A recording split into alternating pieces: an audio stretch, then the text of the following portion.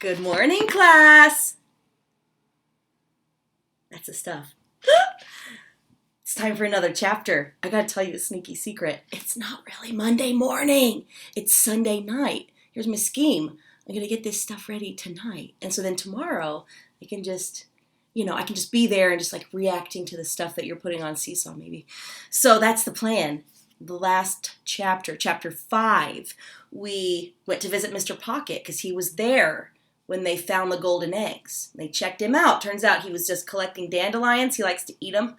And he doesn't have those eggs that they were looking for. At least he says he doesn't. Sometimes people are tricky. Let's find out. Chapter 6. What will we do if the raccoons have the eggs? Bradley asked. They were waiting for a light to change so they could cross Main Street. Bradley grinned. Ask them to give them back, he said. What if the eggs are already in their stomachs? Nate asked. Well, then we'll let him keep them, Bradley said. The kids crossed the street and headed for Center Park. I saw the raccoons walk into those trees, Lucy said. She pointed to the trees near the high school playing fields. Maybe they have a home there, Bradley said. Pal tugged on his leash and led the kids to the trees. He sniffed the ground and whimpered. Pal, if I let you off your leash, will you lead us to the raccoons? Bradley asked the dog. Pal said, woof. Bradley unsnapped the leash and Pal took off barking. He raced to a tall tree and put his front paws on the trunk. The kids ran over to the tree. They looked up into the branches. What does a raccoon's nest look like? Nate asked. Oh, I think they sleep inside the trunk, Bradley said.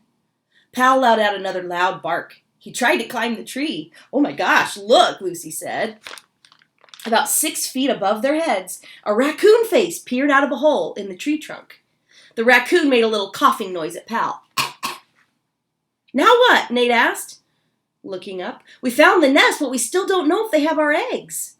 And I'm not climbing up there to look in the nest, Brian added. Mama Raccoon doesn't look happy to see us.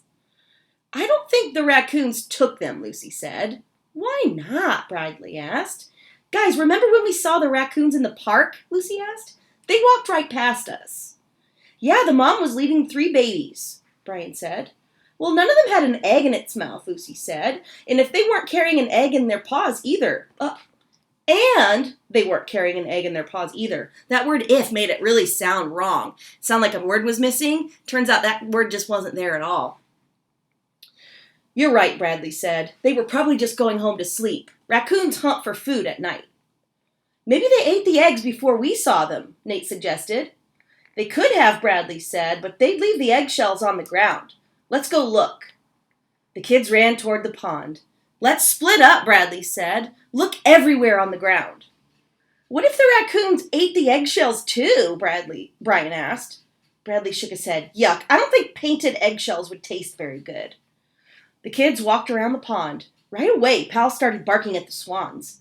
They were on the water, flapping their wings. Chill out, Mr. and Mrs. Swan, Nate said. No one's going to hurt you. We're just looking for eggshells. Maybe they have a nest somewhere, Lucy said. They think we're going to bother it. The kids walked quietly and carefully through the tall grass. Bradley led the way, with Pal in front on his leash. Out on the pond, the 2 swans kept watch. Careful, Bradley whispered over his shoulder. There may be snakes. Who's afraid of snakes? Brian said. I am, Nate answered. Suddenly, Pal barked and tugged on his leash. Bradley saw the hair on Pal's neck stand up. What is it, Pal? Bradley asked. He looked at the ground in front of Pal. Then he saw what had made Pal bark. A black snake was curled up in a patch of sunlight. The snake raised its head and poked its tongue in the air. Nate came up behind Bradley. What's going on? He asked. Bradley pointed to the snake. Don't move, he whispered.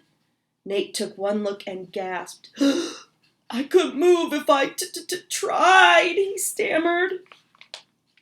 Ooh, that's the end of that chapter. Snakes and bees? This is a scary one. I'm going to do something different today. I don't have a piggy with me, but I'm going to call for one. Let's see if this works. Mr. Munoz!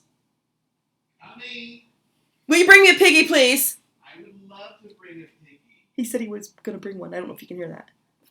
Let's wait. Wait. I wonder what it's going to be. He'll surprise me. Okay, I'm closing my eyes. I'm closing my eyes. I'm closing my eyes. It's a piggy's bottom. It's Rory. Thank you, Mr. Munoz. Isn't she so cute? She's a naughty one. Lately, she's been bossing everybody around. You've been bossing. I'm sorry, but you've been bossing. She's really bossy lately.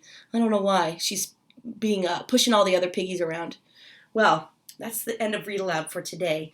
I'm excited to try new things on Seesaw with you tomorrow. I'm getting ready to put some things up that you could choose from and try maybe.